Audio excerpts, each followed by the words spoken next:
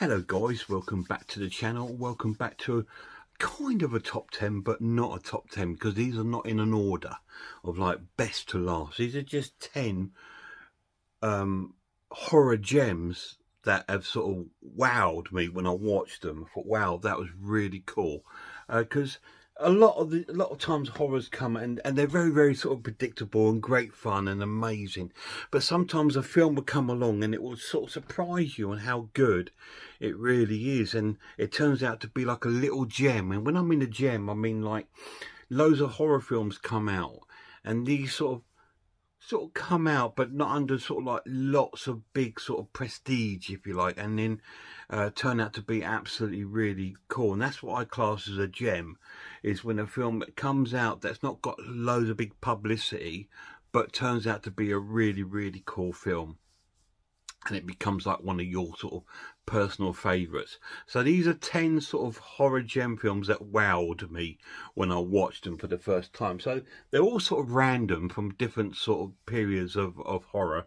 But again, probably a lot of them are going to be 80s and stuff, because that was the prime time of horror. And so, and then when you get like a prime time like the 80s where there was so many coming out, it's difficult to be wowed, if you know what I mean, because there's so many. But then there'll be the one that will come out and think, wow, that was amazing, that was cool. So here's 10. This one isn't an 80s one, but it's a British horror film, and it's called The Ritual. Now this came out and I absolutely thought it was incredible, because British horror films are normally awesome. They're normally really cool and quite serious and full of atmosphere, and this is no different. It's a very sort of witchcrafty kind of film about a group of friends that go on this hiking in, I'm sure it's Switzerland. Sorry, Sweden. They go to Sweden for a hiking trip. And they go in there because one of their friends got killed in like a robbery, and they go in there to bury his sort of ashes and to remember him, because that's what they were going to do.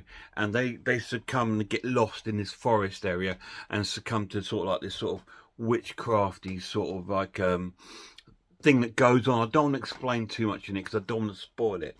Really cool film though, and it really wowed me when I watched it. I thought, wow, that was so cool, such an incredible idea, and really well executed and really well filmed. Great film. So that's really cool. The next one is an 80s film, and it's a remake, and it's a David Cronenberg's version of The Fly, starring Jeff Goldblum. Again, this film, it was like, it came out, it was quite popular, to be honest, when it came out. I saw it in the cinema, and it did. I just thought, wow, that was amazing. The effects in the film were so cool.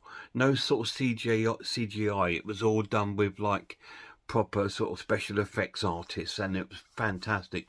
And Jeff Goldblum's ultimate sort of transformation to the Fly is really cool, and I absolutely loved it. And I came out of that film absolutely thinking about it for days and days afterwards.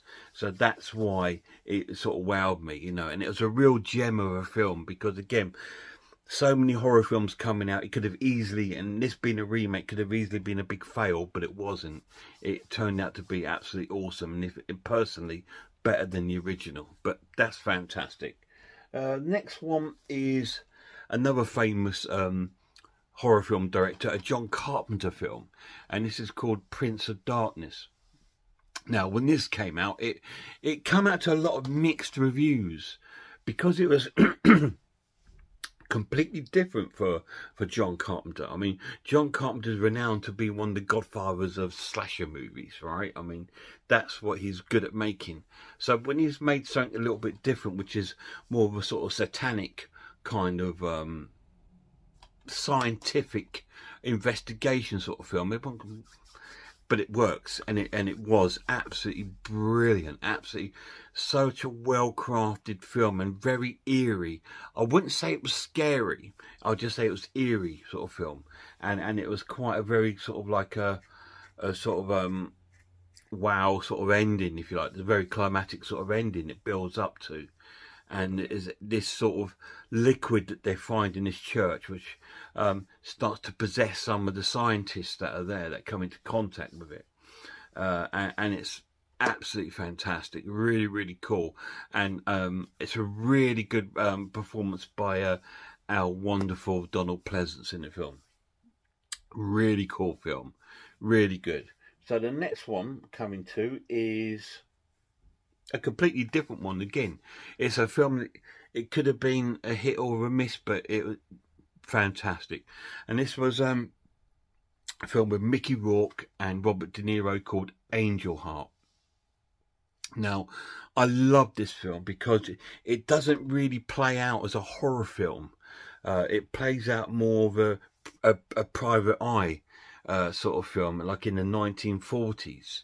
You know, like with a sort of like a narration a little bit going in there and things like that. But it turns, the story evolves into a horror story and a horror film.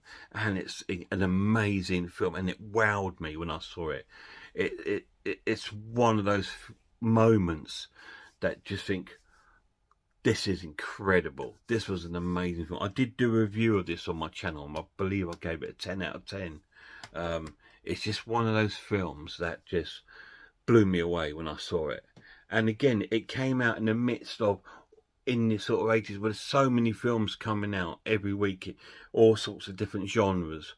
I mean, when I picked this up, I wasn't sure if it was going to be a horror film, because it wasn't really advertised as a horror film.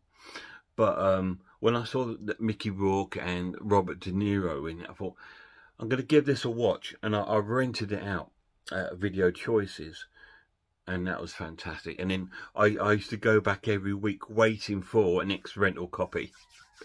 And I finally got one, and then I watched it over and over and over.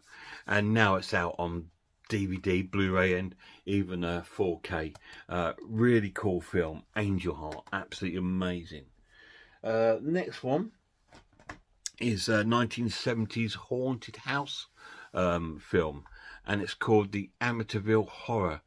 Again, another film that absolutely wowed me, because it's like, it was renowned for being a slow burn of a film, and yes, it is, but it really captured me. Now I just was glued to the film to see what happened, watching James Brolin's sort of character transform into this sort of like, almost like a very similar to Jack Nicholson in The Shining. He sort of turns from this nice husband to like this sort of person that's quite scary.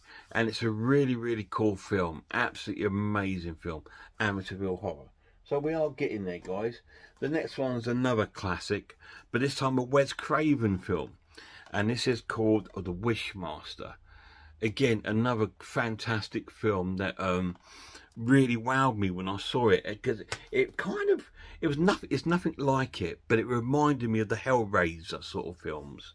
But this one was like the genie sort of film that grants these sort of wishes sort of thing, whereas Hellraiser was like the box sort of thing.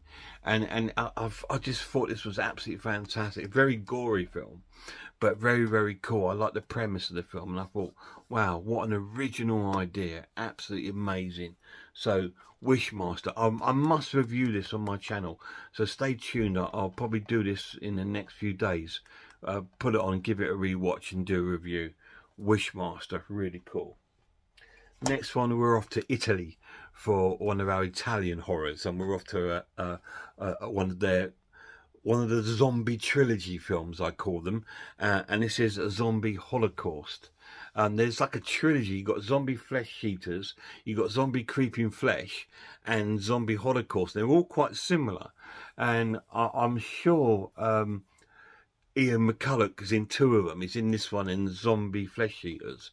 And the stories are quite similar in a lot of ways, but they're still fantastic all the ways. And this wowed me because I thought, oh, it's going to be like this, it's going to be like... And it wasn't. It was a little bit different because it had a little bit of that sort of cannibal feel going into it. And I thought, wow, that's so cool. Adding another little dimension to the film, which is really cool. Gory as hell, though. Brilliant film. Zombie Holocaust is in there. So, getting to three more. This one is a strange one.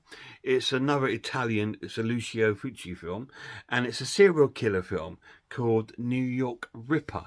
Again, because of its sort of like reputation of being a video nasty and all this stuff, and people saying, oh, it's not as good as people say. I thought it was fantastic. And I love the killer. The killer sounds like Donald Duck and makes these like quacking noises and stuff. And the kills are very gruesome and brutal. And it just wowed me. And I sort of thought, wow, this is a really cool serial killer detective film. Really, really cool. And it was hidden amongst thousands of films and video nasties that were coming out. And then this came out and it was just like, that is blinding. Such a cool film. So that wowed me when I saw that for the very first time. New York Ripper. Couple more left. Another Wes Craven film next. Again, because this wowed me because it was a different sort of genre for him to follow along the lines. And it's called The Serpent and the Rainbow. And in this film, Wes Craven visits black magic and voodoo. It's all based around the sort of like, is it Haiti sort of islands where that they've discovered this medicine that can make the dead people come back to life, and the doctor and his colleague go there to sort of investigate it and get drawn within this sort of voodoo and black magic world of this area. And it's a really quite a scary film, quite terrifying, but it was so original and so different. Such a good film. Highly recommend The Serpent and the Rainbow. It's such a cool film. Really love it. It is a little bit of a slow burn though.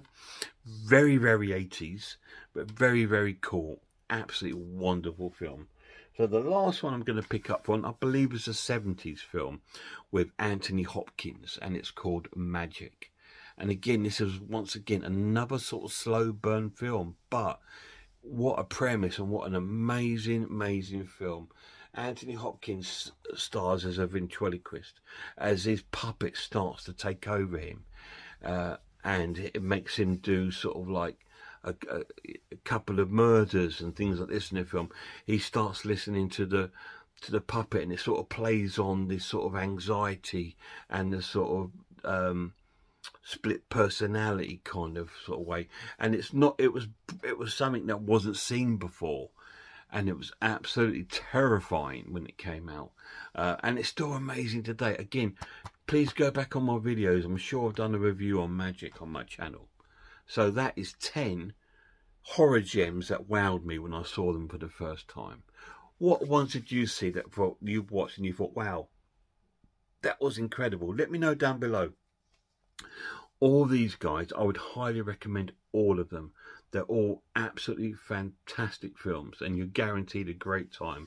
Some of them, yes, you might need a strong stomach for, like Zombie Holocaust or Wishmaster, you know, because they're quite gory. But other films in there are quite slow burn stories that that really grip you, and you want to see what's going to happen. Fantastic. Guys, till my next video, check out some horror channels for me. Check out Horror Hands, Horror Geek, Man v Film, RS Designs, Pizzawell, I Am Ice Lord, Cat Watches Horror Movies, Grumpy Andrew's Haunted House. And a massive shout out to my lad. Till next time, look after yourselves, look after one another, and I really hope I'll see you all soon.